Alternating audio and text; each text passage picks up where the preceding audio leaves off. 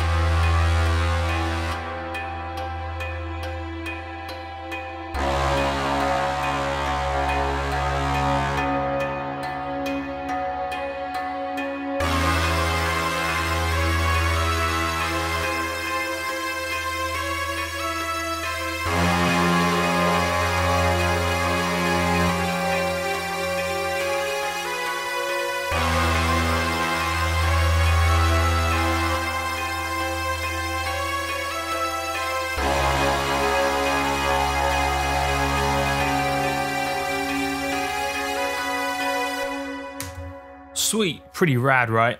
So yeah, that's kind of the idea I had.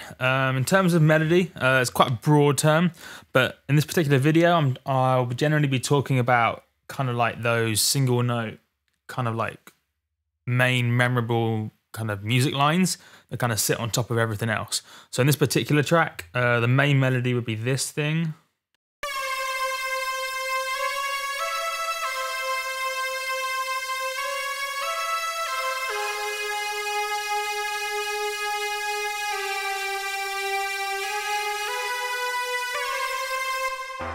However, this thing kind of at the beginning in the intro is also kind of a melody in itself.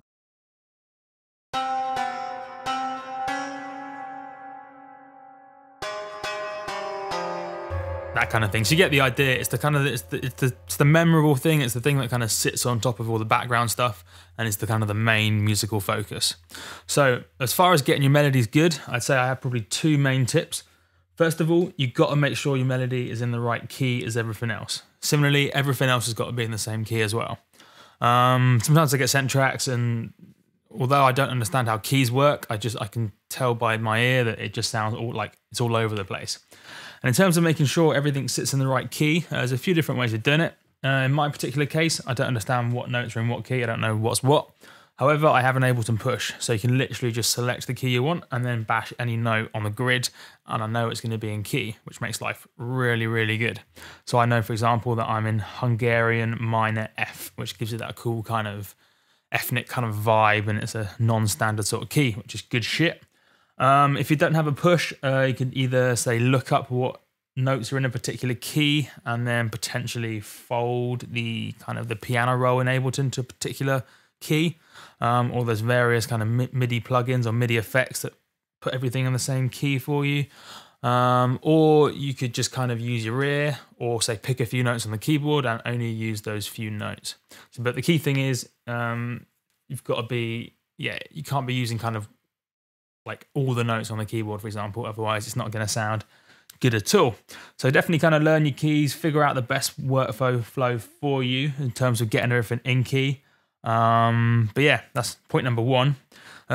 Secondly, I'd say probably the slightly more important one is it's a lot easier to get your melodies sounding good if you do them last. So you want to get all your other musical shit going on before then. So you want to get all your chord progressions if you have any, all your kind of background pads, your background noises.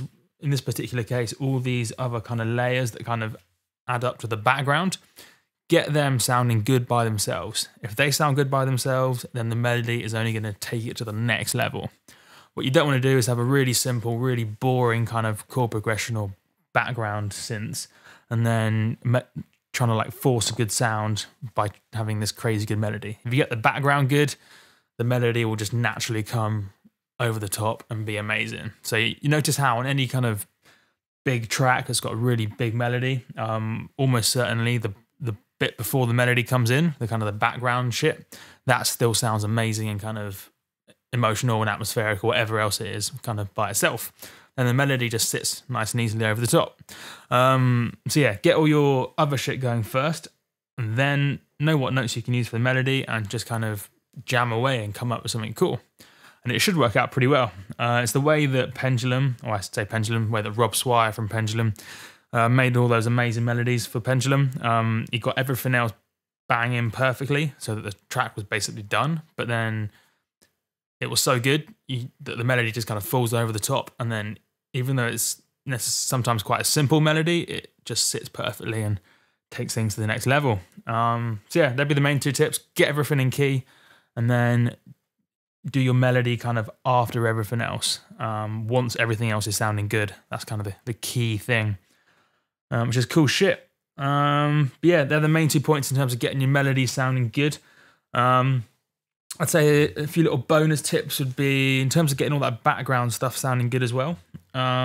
If you find you want to add some more layers to something, but you're not quite sure what notes to use, or you're just like running out of ideas, quite a common thing that I use and a lot of other people use is these 2 layers here are quite two quite good examples.